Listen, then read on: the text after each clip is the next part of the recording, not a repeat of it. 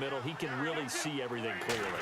It is, and I know that other quarterbacks get it done different ways, all right? You don't have to be his height to make a great play, but what he does is he takes away having to make those slide steps in the pocket to find angles to throw the ball through. He just throws right over the top of it because he can see everything, and sometimes that saves time and gets the ball to a receiver quicker. To throw is Wentz. It's a short one here, complete to his tight end. Only 3 yards on the catch. It's third down. Not a big window to throw. Coverage wasn't too bad there. Yeah, they had him under wraps pretty well, but somehow able to muscle his way open and catch the ball.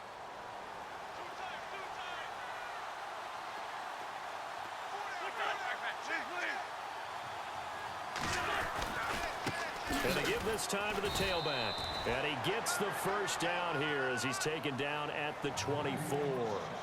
Officially a gain of just a yard there, but they do convert on 3rd and inches. Well, they're hoping that the second half is better for him than the first half. They've got to find a way to get him going. He's a big part of their offense. Now a play fake here on first down.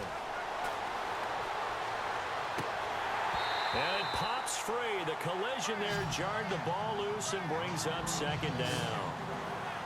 Let's face it, if you want to get back into the game, these are the kind of throws you got to hit.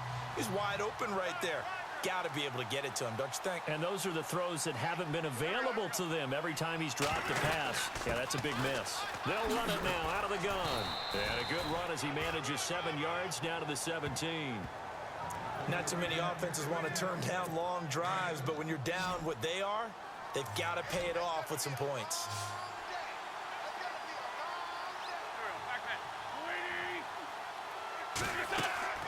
Wentz going to try and throw on 3rd. Pressure comes. He's taken down by the Seahawk defense. Benson Mayowa able to get him down for a loss of 11 on the play, and it'll be 4th down. The amount of sacks that they've absorbed in this game is absolutely extraordinary. Let's just face it. This offensive line, flat out, cannot handle this pass rush. It's been demonstrated time and time again. And this is right down the middle as he puts it through. And high fives for that one as that drive ends in 3. So a good drive there to begin quarter number 3, but they're only able to shave 3 points off that lead. And now you put the pressure on your defense, who didn't particularly play all that well in the first half. But they're going to need to step it up here and make some plays if these guys are going to have any chance. Looks like the defense in press coverage here.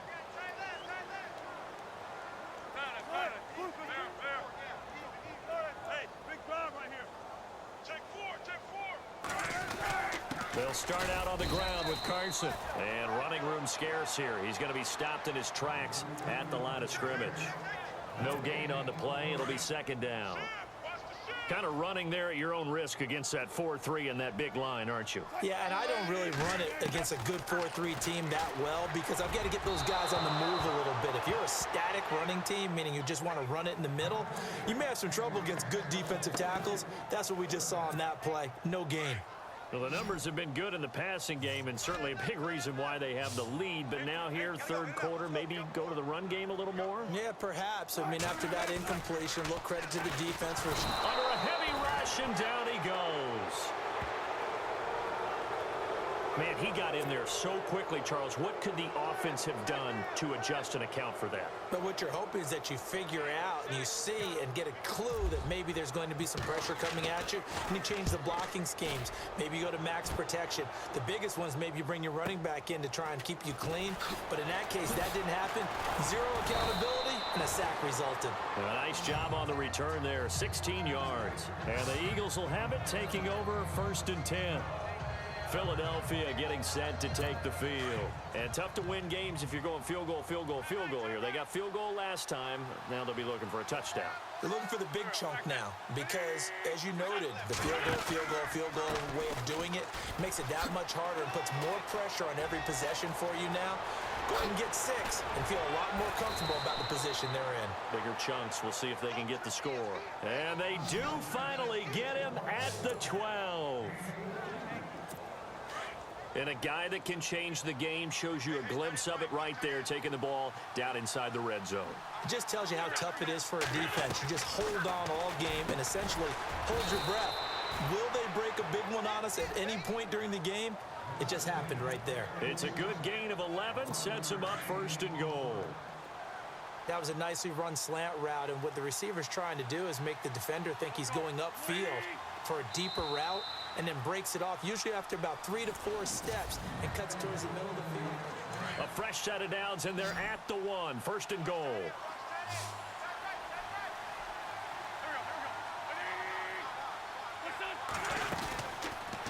They'll run it now out of the gun.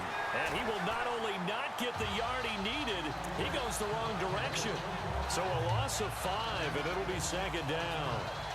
That kind of loss of yards, that is usually an error by the guy carrying the ball. At the 1-yard line, you can't get too fancy there. You just got to try and plow forward and get what you can. It's just a disaster. You go back to the 6 after you were at the 1. Wentz. And they're going to get him. They bring him down to the sack back at the 16-yard line. Michael Wilhoit able to disrupt yet another pass play. His 3rd sack of the afternoon.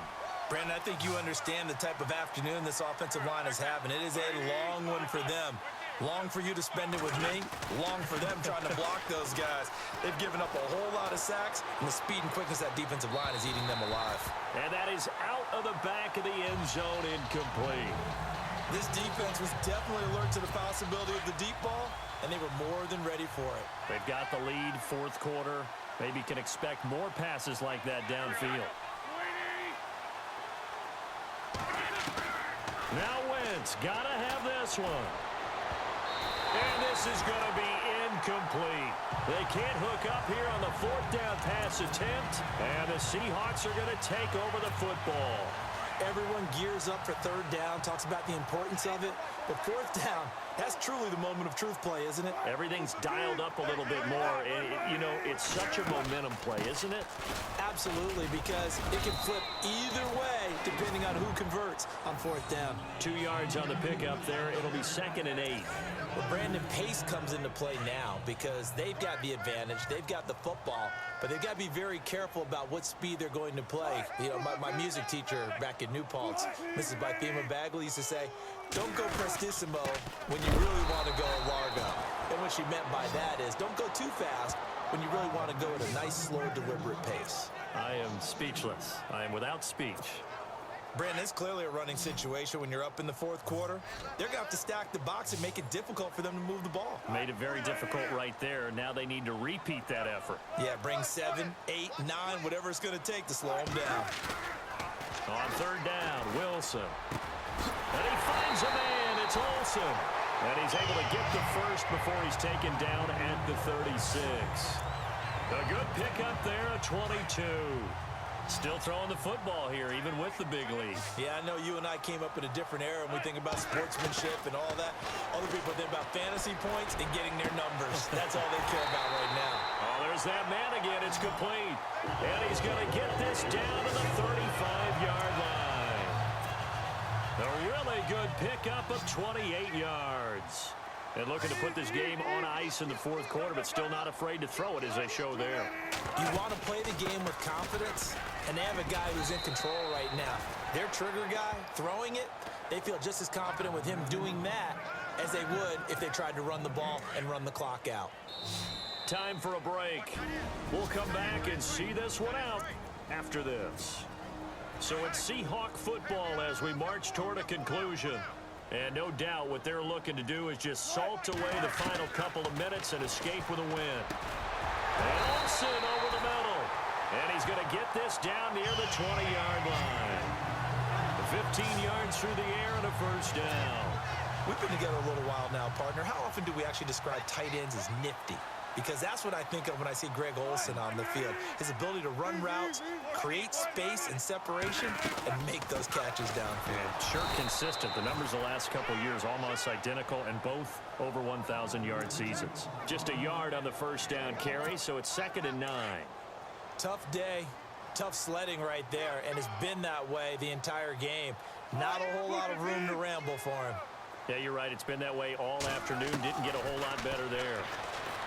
Here's Wilson, and he is in for the Seattle touchdown. Tyler Lockett, a 20-yard touchdown. And the Seahawks find a way to stretch their lead. You have fun with this one, partner? I am. I mean, he's been fun to watch under center. We always talk about, getting to the next level, right? When we see people get into the zone, this guy's in the master class right now. What a performance he's putting on, just carving them up. 4 touchdown passes. Carving him up is right. Seems like everything he throws is going to be a completion and going in the end zone. That'll be taken in the end zone. And no run back here. This will be a touchback, and it comes out to the 25-yard line.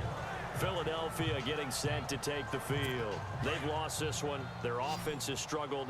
Do they try to put together something here at the end just to take into next week? Yeah, sometimes teams want to do that and coaches want to. I remember one time I was on a team and we were losing late in the game like this, and you knew it was lost. It was over, right? And the coach called a running play and pretty much said to everyone, I want to see something executed well before we get out of here. And that was the message to the team. Just something to build on. Just something to build on, get it done, and maybe we can look at that and say, we'll get better as we go forward.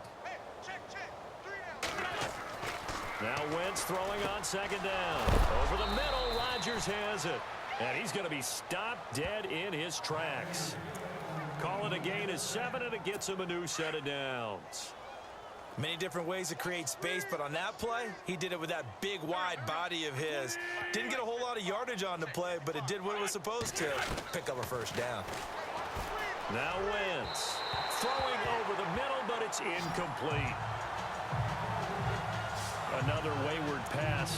Things started out poorly in this game, and to be frank, they just really haven't gotten much better. And all that does is embolden a secondary. They feel good about what's going on, and they just play better and better.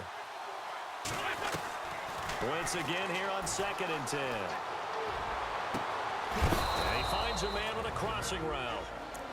Now hold everything here. We're going to get a timeout by the offense as they get it with 26 seconds to go in the football game.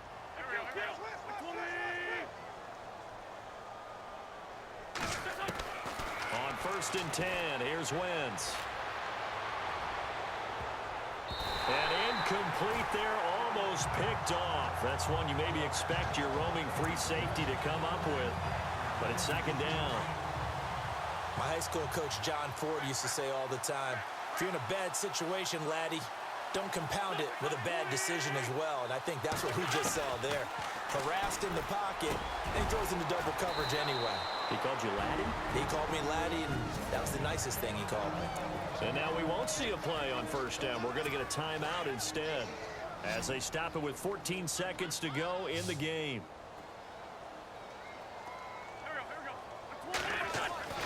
Into the red zone, Wentz. And no escaping this time as he'll go down. They got him for a sack. And a timeout coming in. This will be their final one with 10 seconds remaining.